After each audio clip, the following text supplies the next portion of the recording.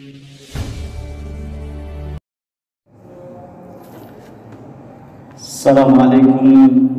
warahmatullahi wabarakatuh. Nahmadullaha haqqa hamdihi wa nazkuruhu haqqa syukrihi. Ashhadu an la ilaha illallah wa ashhadu anna Muhammadan abduhu wa rasuluh. Allahumma salli ala sayyidina Muhammad wa ala alihi wa sahbihi ajma'in. Qala Allah ta'ala fil Qur'anil Karim, a'udzu billahi minasy syaithanir rajim. Bismillahirrahmanirrahim. Wa may yabtaghi ghairal islami dinan fala yuqbala minhu wa huwa fil akhirati minal khasirin. Shadaqallahul azim. Hadirin jamaah salat tarawih Masjid Nurul Huda yang dimuliakan oleh Allah Subhanahu wa taala. Bersyukur kehadirat Allah Subhanahu wa taala. Perlahan tapi pasti kita sudah memasuki 10 hari yang pertama. Mudah-mudahan 10 hari yang kedua dan 10 hari yang ketiga kita bisa menapakinya dengan selamat dan kita mencapai pada 1 Syawal nanti betul-betul menjadi hamba Allah yang fitri, kharaja min dunubihi kayaumin waladathu ummuhu, seperti bayi yang baru dilahirkan oleh ibu kita masing-masing dalam keadaan fitrah, dalam keadaan suci, bersih, tanpa membawa dosa. Idza jtunibatil kabair, selama kita menjauhi dosa-dosa besar kepada Allah Subhanahu wa taala. Hadirin jamaah salat tarawih yang dimuliakan oleh Allah Subhanahu wa taala, kebetulan materi malam ini kuliah tarawih kita tidak jauh berbeda dengan tema yang saya sampaikan pada saat kuliah subuh yang kemarin. Oleh karena itu tentu malam ini saya ingin menyampaikan stressing pada hal-hal yang terkait yang belum saya sampaikan pada saat kuliah salat subuh yang disampaikan pada waktu yang lalu itu. Hadirin rahimakumullah, pada kesempatan malam ini saya ingin menyampaikan Islam agama yang hak. Landasan kajian kita pada malam ini adalah Quran surat yang ketiga ayat 19, kemudian Quran surat 3 ayat 85 dan Quran surat 2 ayat 208. Allah Subhanahu wa taala di dalam Al-Qur'an menyampaikan, a'udzu billahi minasyaitonir rajim. Bismillahirrahmanirrahim. Innad dina indallahil Islam. Kemudian wa may yabtaghi ghairal islami dinan falayuqbala minhu wa huwa fil akhirati minal khasirin. Dan ayat yang sangat populer yang ketiga, yang kemudian juga ini sangat menarik, nanti coba kita kaji berdasarkan analisis yang disampaikan oleh Profesor Husain Muhammad yang memberikan tafsir yang berbeda yang selama ini kita fahami bersama. A'udzubillahi minasyaitonir rajim. Bismillahirrahmanirrahim. Ya ayyuhalladzina amanu dkhulu fis silmi kaffah wa la tattabi'u khutuwatis syaitan innahu lakum aduwwum mubin. Shadaqallahul azim. Hadirin rahimakumullah, saya ingin mulai kajian kita malam ini dengan makna Islam. Tetapi sebelum kita memahami tentang makna Islam, seringkali orang tidak bisa membedakan siapa yang disebut sebagai muslim dan siapa atau apa yang disebut sebagai Islam itu. Sehingga kemudian ada orang yang mencampur adukan antara Islam dengan muslim. Sehingga ketika ada seorang muslim yang tidak atau belum secara kafah melaksanakan ajaran Islam, lalu yang disalahkan adalah Islamnya. Padahal terma ini adalah dua hal yang berbeda. Antara Islam dengan muslim itu berbeda.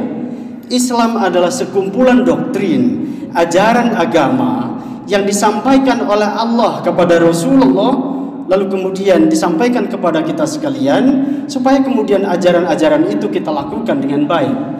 Muslim adalah orangnya, orang yang menerima ajaran Islam itu. Berkali-kali saya sampaikan, tentu ajaran Rasulullah ini ada yang menerima, ada yang menolak, atau bahkan juga mungkin tergolong orang yang tengah-tengah, yang kemudian split personality, memiliki dua kepribadian.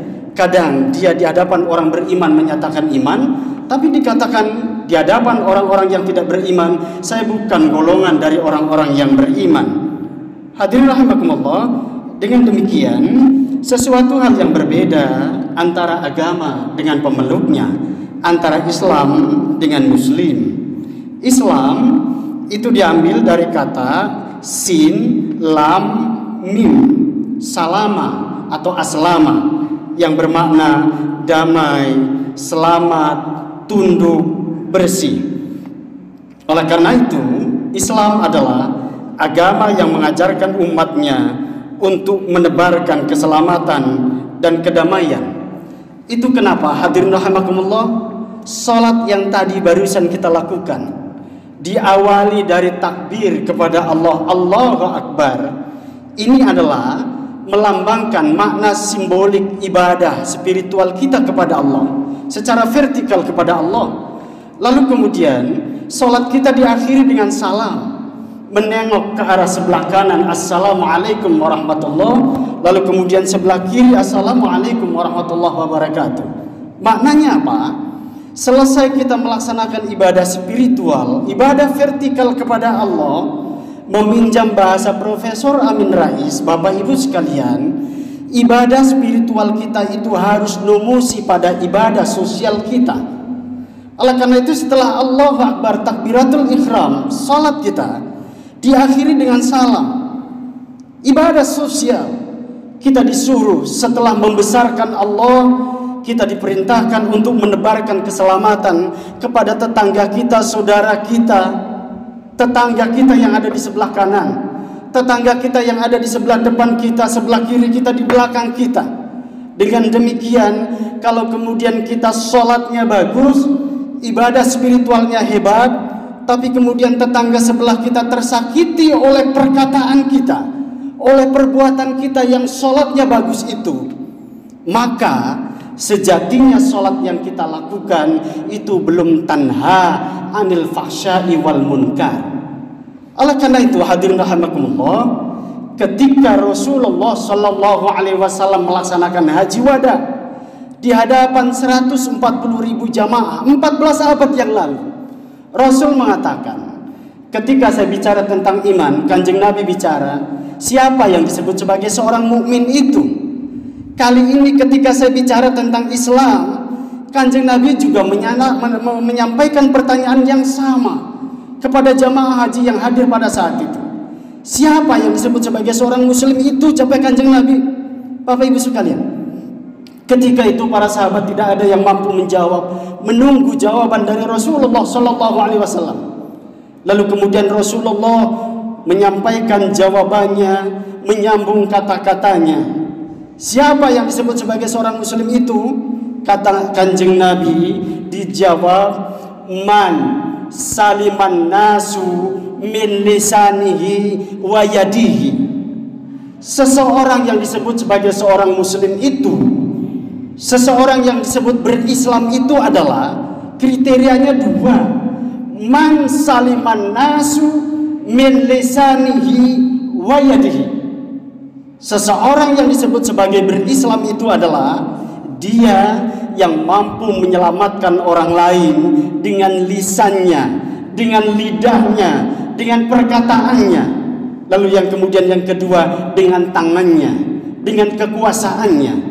Hadirin, dengan demikian, kalau kita mengacu kriteria yang apa yang disampaikan oleh baginda Rasulullah, kita belum disebut sebagai seorang yang berislam kalau kemudian lisan kita menyakiti hati orang lain, lisan kita membuat tergores hati tetangga kita, lisan kita membuat hati orang tua kita sampai menangis, belum disebut sebagai seorang muslim.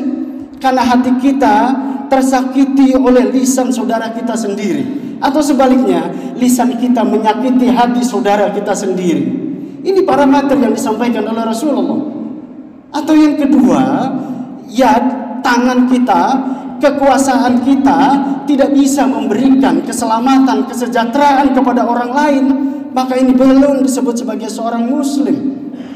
Saya berkali-kali menyampaikan di tempat ini, jabatan yang kita emban, jabatan yang kita terima dari tingkat bawah sampai tingkat tinggi, kalau kemudian belum mampu untuk mensejahterakan rakyatnya, belum mampu mensejahterakan rakyatnya, malah rakyatnya mati pelan-pelan karena tidak punya biaya untuk ke rumah sakit berobat, bantuannya salah sasaran, yang kaya diberi bantuan, yang miskin malah kemudian terlantar. Artinya meminjam bahasa Kanjeng Nabi, man saliman nasu min lisanihi wa yadihi, belum terpenuhi sebagai seorang muslim.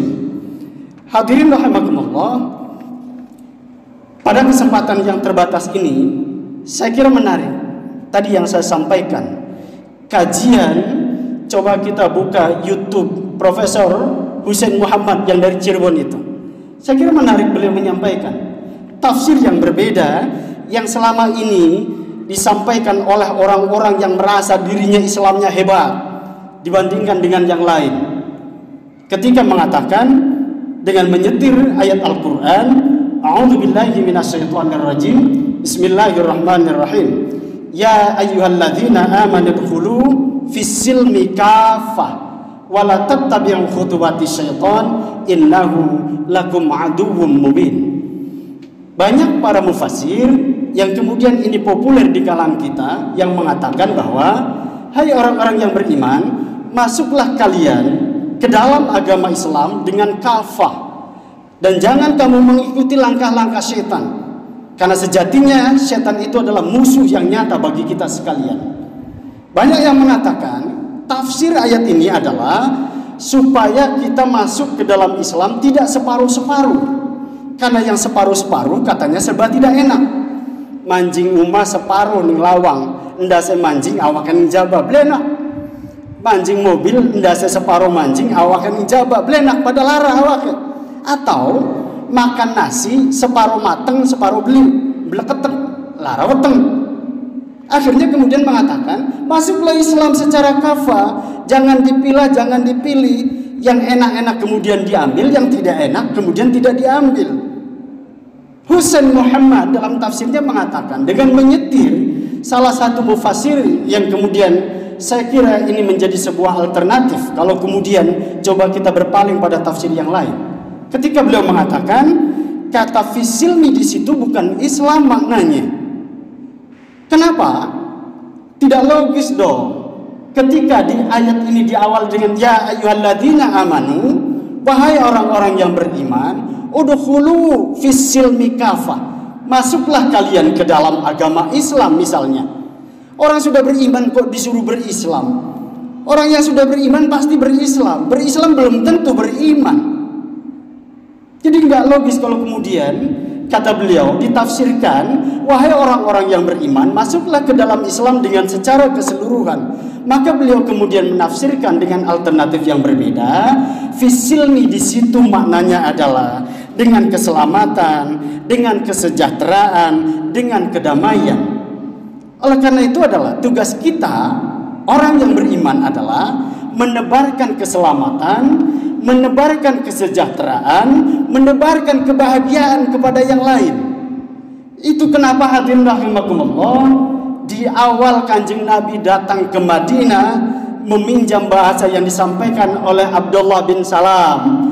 Beliau menyampaikan ketika Kanjeng Nabi datang ke Madinah, yang pertama kali itu disampaikan ketika menyampaikan 5 perintah harian Rasulullah datang ke Madinah. Apa yang disampaikan pertama kali? Rasulullah menyampaikan afsus salam wa at'imut ta'am wa atibul kalam wasilul arham wasallu bil laili wan nasu niyamin. Ada 5, 4 bicara ibadah sosial, 1 bicara ibadah spiritual. Hanya sholat yang disampaikan oleh Rasulullah kategori ibadah spiritual, yang lainnya adalah ibadah sosial. Pertama kali justru yang disampaikan oleh Rasulullah adalah afsus salam, sebarkan keselamatan. Makanya kemudian identitas seorang muslim ketika bertemu dengan siapapun sesama muslim, ucapkan Assalamualaikum warahmatullahi wabarakatuh. Salam rahmat dan berkah untukmu semua. Saya kira tidak ada kata-kata yang lain yang paling indah kecuali salam ini. Salam muatannya doa. Selamat, rahmat, berkah untukmu semua. Tidak ada seorang muslim yang sudah mengucapkan Assalamualaikum warahmatullahi wabarakatuh lalu kemudian madep rai mungkur hati, kata Yoyo Suwaryo. Enggak ada. Karena ucapannya adalah ikhlas. Orang tua ketemu anaknya salam, anak ketemu ayahnya salam, kita masuk ke rumah salam, keluar rumah salam, pelajar ketemu kenek Assalamualaikum kenek, waalaikumsalam nak, orang bayar gara-gara salam. Jadi sebarkan salam, tugas kita. Hadirin rahimakumullah. Hadirin sidang tarawih yang dimuliakan oleh Allah Subhanahu wa taala, dua ayat yang pertama saya ingin menyampaikan. Ketika Allah menyampaikan inna dina indallahil Islam wa may yabtaghi ghairal islami dinan fala yuqbala minhu wa huwa fil akhirati minal khasirin, itu konteksnya adalah kebenaran ketika dipandang dari sisi sosiologis. Kenapa? Karena secara sosiologis, hadirin rahimakumullah, kebenaran itu bisa terjadi klaim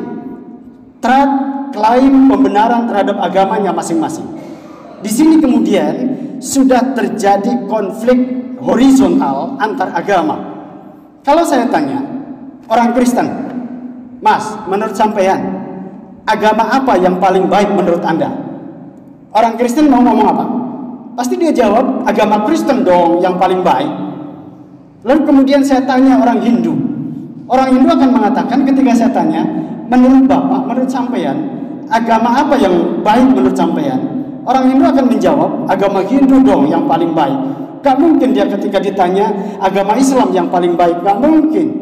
Tapi ketika saya tanya, termasuk saya ditanya oleh siapapun, agama apa menurut Anda yang paling baik? Tentu saya akan mengatakan inna dina indallahil Islam. Agama yang paling benar, agama yang paling baik, agama yang paling diridhoi di sisi Allah adalah agama Islam.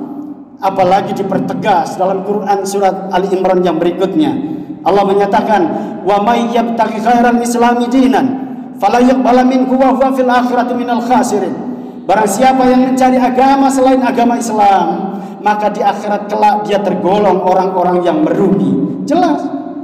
Tetapi hadirin rahimakumullah, sungguh pun kita mengklaim agama kita yang paling benar, Islam mengajarkan konsep tasamuh. Islam mengajarkan toleran. Islam mengajarkan tenggang rasa, saling menghormati. Mana buktinya? Lakum dinukum waliyadin. Lana a'maluna walakum a'malukum. Bagimu agamamu, bagiku agamamu. Bagimu amalmu, bagiku amalmu. Bagimu amalmu, bagiku amalku. Jadi silakan nafsi-nafsi, sepanjang kemudian tidak ada sinkritis, pencampur adukan antara agama yang satu dengan agama yang lain. Jadi sangat jelas garis demarkasinya. Ya, lana a'maluna walakum a'malukum. Bagimu agamamu, lakum dinukum waliyadin. Bagimu agamamu, bagiku agamaku. Bagimu amalmu, bagiku amalku.